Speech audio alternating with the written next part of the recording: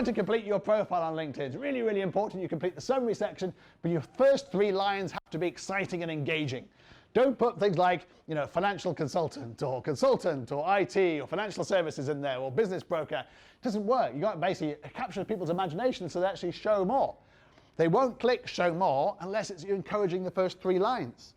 You have to really make it work. Then you can actually talk about your personal brand in the first context, the first person. Don't do it in the third person, because it's a bit like if you started talking to the person next to you, like Chris said this and Chris said that. That's not a very good way of actually having a conversation. People kind of move away from you if you start talking to yourself in the first person, the third person. So make sure it says I rather than Chris. It also makes it sound like your PA wrote it rather than kind of you wrote it. And your PA may have written it, but you can't actually communicate that on LinkedIn.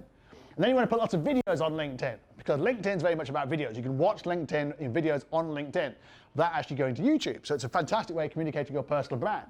And these tend to be down here, like your website, for example, like your YouTube channel, like different elements of, say, IDC and your brand itself.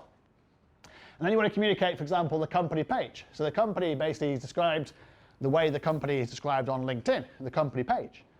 So it has brand consistency. So we make sure all our team members, for example, as soon as they start, they change their LinkedIn profile and actually says what the company page says on the Black Marketing company page, to have total brand consistency.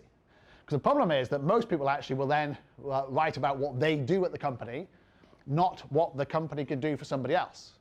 So they're looking internally, not externally. Ideally, you should do both. Say, I do this at Black Marketing, and Black Marketing does this. But if all you say is, I make the tea at IDC, and don't say what IDC does for someone, people just think, what happens? It's a missed opportunity. So you need to basically be brand consistent. And you need to be putting things like the website on there, the YouTube channel, for example, even the point drive, so people can click through to it. And visually, it's much better. So it's not just all words. LinkedIn's very much a visual element. It's a visual presentation. It's a visual branding mechanism. So you make people, like any social media network, it's still visual. It's videos, it's infographics, it's pictures, it's photographs, as we'll talk about. And it's like, what else do you do? Like, fill in the gaps. So for example, I lecture NUS, so I put the fact I lecture at NUS on my LinkedIn profile, because it's part of my personal brand. I'm also a contributor to the Business Times. So I put that on my brand because it's part of my personal branding. I'm also a mentor at SMU, so I put that on my branding. It's all part of my personal brand. So it's like, what else do you do? What else do you do that you can actually include in your LinkedIn profile? Non-profit stuff, voluntary stuff, mentoring stuff, anything, side projects, whatever. And then look at things like recommendations, skills, and awards. So you put your recommendations on there, and it's not just you saying how good you are, it's other people. It's very, very powerful. Make sure you get endorsed, some good endorsements, and make sure the people endorsing you know what they're talking about. So for example, David at Microsoft endorsed me for social selling. 4 other people at LinkedIn endorsed me for social selling. Now they know about social selling. So therefore it's more powerful than just some random person who knows nothing about social selling actually endorses me for that. And make sure your honours with all your organisations and publications. So you're really filling out the gaps. It's part of the gamification of LinkedIn. Just fill it out. And it basically means that your keywords in there will get found. So think about how you do that and think about how you fill all those things in, and then tell people where you are. Many people in Asia travel, for example. So tell people where they are. So I go to Zurich and Cologne, for example. So I put the background picture and the headline here, telling people in Zurich and Cologne. So then those people in those countries know you're going to be there. So it comes up on search, but it also comes up when people just see your branding and your personal branding, for example. One of the best people to do it is Landy, for example. Landy makes people know that next stop Greece or next, because she's on tour the whole time. She's more on the road than anywhere else. So it's important she lets people know where she's going to be. One of the best guys to do it is Ron Kaufman, because he spends 250 days a year outside of LinkedIn, outside of Singapore, outside of LinkedIn, outside of Singapore. Outside of Singapore and LinkedIn. So Sacramento, San Diego, and he backs it up there. So he changes the headline and the background picture on a daily basis. When he's in Singapore, he actually lets you know. Interviews, videos, meetings at home office in Singapore, because he's never in Singapore. So it's worth him actually doing that so people know who he is and where he is. For example, people can connect with him. And for example, I've got 4 cities coming up in the next couple of weeks. So I put all the 4 in there: Sydney, Berlin, Munich, and Zurich. And I get lots of people actually saying, oh, you're going to be in Zurich. Oh, brilliant, meet up. I'm going to be in Berlin, let's meet up.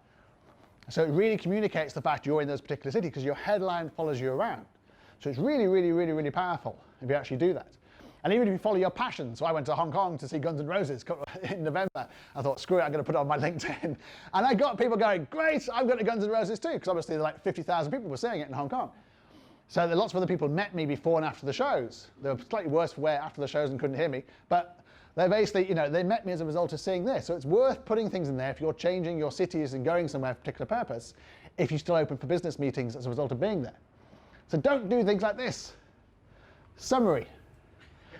On his summary, he wrote summary. I don't understand why you would do that. I really don't. It's got more than 500 connections away. You shouldn't know what he's doing, but writing summary on the summary section is a good idea. Oh, don't do this. A lifelong passion for problem solving. What does that mean? Nothing. Every single person here solves problems so it's applicable for you. It could be your summary. Even worse is this one. Business leader. What's that mean? Nothing. So you have to really think, what does that mean to somebody if they read that and say business leader? It's like, well, yeah, these guys are all business leaders. You're a business leader. Everyone's a business leader, some kind. So how does it stand you out? What's your personalization? What's your personal branding? And then this is a real profile. So a lot of people say to me, is this a real profile? This is a real profile. This is a love doctor. Okay, there's a love doctor on LinkedIn because love is a business apparently. So he sorts all things out. Things like husband-wife disturbance, which I like. Convince parents for a love marriage, as opposed to a non-love marriage, I suppose. Yeah, affair, other person. How do you have an affair by yourself? I'm not sure. I like the fact he then broadened out his services. He went from divorce to business to study. Because clearly the love business wasn't paying so much. He went, okay, let's sort your business problems out as well, and your studying problems. But my favorite service, genuine service he offers, my favorite service, really niche service he's got here, is be free from enemy / second wife.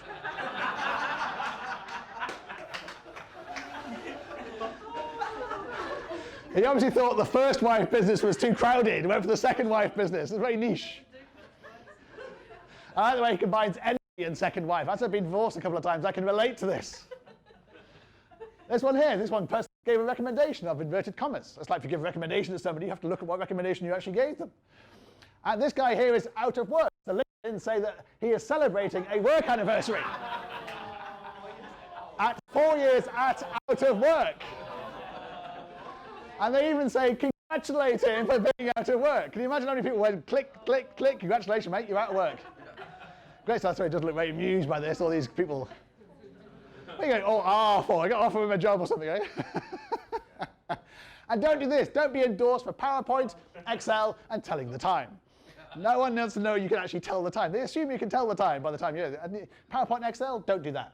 And if you're English like me, you cannot be endorsed for awesomeness, general awesomeness. I've asked various Americans what the difference is, and they don't know. But only Americans and Australians can be endorsed for awesomeness. It's just a golden rule by that. But SEO is really, really important on LinkedIn. Your search engine optimization is really, really important. So if you look beneath your summary section on your LinkedIn profile, you can see how many search appearances you get. Now, it won't surprise you to know that this is the most in the whole world, because this is what we do for a living. So yours is probably under 1,000. The idea is to have more than that, and to have better in terms of who viewed your profile. Because your who viewed your profile is over 90 days. So if you've got who viewed your profile less than 90, it means that one person is looking at your profile once a day. So that's what you need to increase. In terms of the search appearances, you have to improve that to basically, like Google, to be found by other people. And often that's through keywords. So it means you're probably not using enough keywords that people are actually looking for. So you need to improve your keywords. So that is, for example, things like adding positions. So we found a hack of LinkedIn is to add positions. So I have something like 175 different positions on LinkedIn that I currently do, because I realized that LinkedIn's algorithm and search engine is a bit like Google's. If you actually put in, for example, LinkedIn Masterclass in Melbourne, and if you put your job is in Singapore, you don't get found in Melbourne. So what I did was I put 14 different cities for all my jobs. So I get found in, say, London or Melbourne or Sydney or Shanghai or Zurich or Berlin or San Francisco or Seattle or whatever it happens to be, if someone's looking for someone on LinkedIn. Because it's a bit like Google. You basically have to go with .com. Because if you go with .sg, you only get found in Singapore. If you go with .com, you get found across the whole of the world. LinkedIn's the same. You have to actually amend and put in, like literally copy and paste, copy and paste, copy and paste, what you do in different positions in the countries you want to focus on. So if you cover Southeast Asia and you have jobs in Indonesia or Thailand, Philippines, put the IDC job in those areas and you get found. So use LinkedIn's algorithm and search engine against it to actually help you get more search appearances and more opportunities for sales and marketing. Because that's the whole objective of doing this. There's always a way around it. The second way around it is to basically look at things like how you use keywords. So we put personal branding in, for example, because I put personal And here, I come number 1 because under 65,000 people, because other people aren't using the word personal branding. So it's a bit like Google SEO. If you don't use the words you want to be found for, you won't be found for those words. So LinkedIn's like that too. It's basically a search engine that basically is not sophisticated as Google and looks at the words you basically are using in your everyday life, in your work, in your headline, your experience, and your content marketing. Another good example is LinkedIn, for example. If you put LinkedIn into LinkedIn, 1.7 million things come up. I come up number 2 after LinkedIn. Because I'm using LinkedIn like continuously throughout my headline, my experience, my summary, my hashtags, and so forth. So it's worth doing that in terms of if you want to focus on 1 or 2 particular keywords, like I focus on LinkedIn, social selling, entrepreneur, personal branding, and so forth, and be found for that, someone puts that into the search in the same way you do the same thing for Google. And even the company, for example, basically they put the company page in, it comes up more often as well. So you put the link to the company, our company, Black Marketing, comes on the 2nd page, behind LinkedIn, LinkedIn China, LinkedIn Learning, and so forth. Like a glass of water. So it's worth actually doing that and actually making sure you actually then get found as a result of doing it on your LinkedIn profile.